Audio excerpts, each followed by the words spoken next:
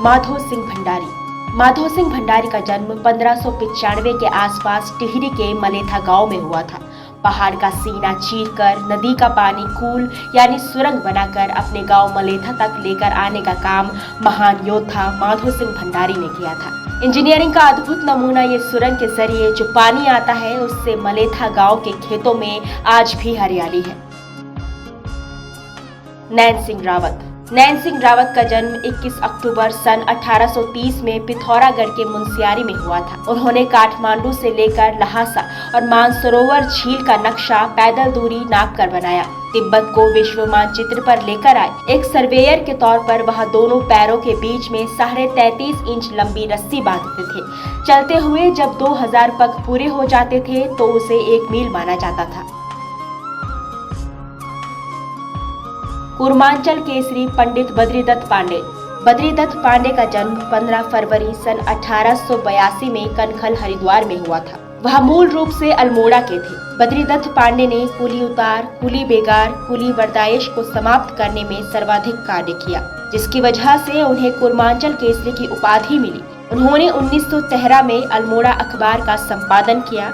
आज भी यह अखबार प्रकाशित हो रहा है।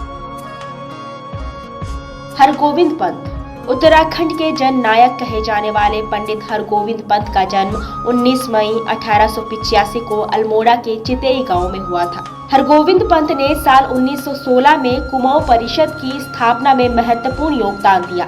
सल्ट क्षेत्र में चलाए गए जंगलात सत्याग्रह कर बंदी आंदोलन और भारत छोड़ो आंदोलन में शामिल हुए। साल 1928 में खेतों में हल चलाकर कुलीन वर्ग की हल न चलाने की प्रथा भी तोड़ी।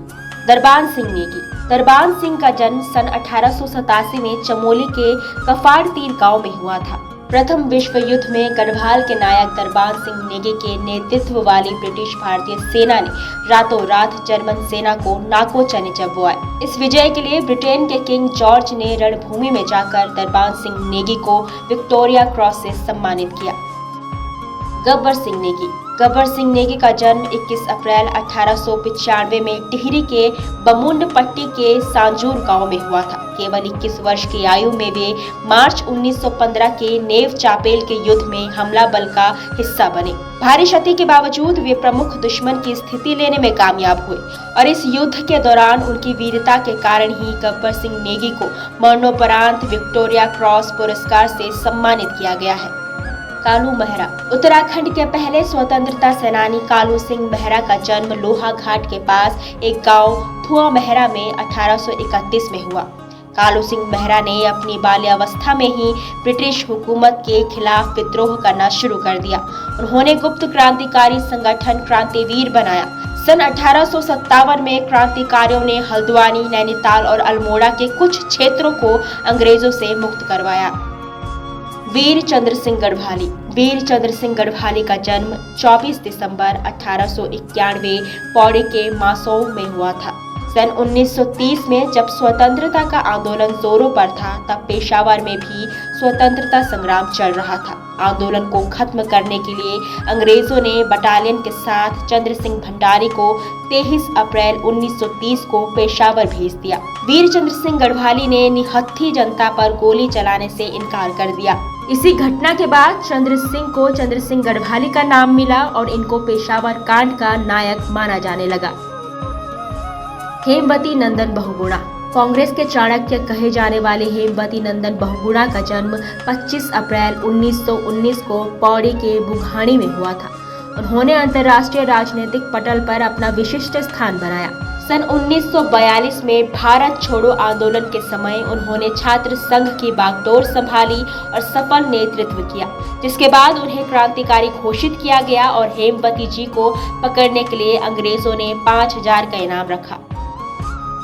श्रीदेव सुमन।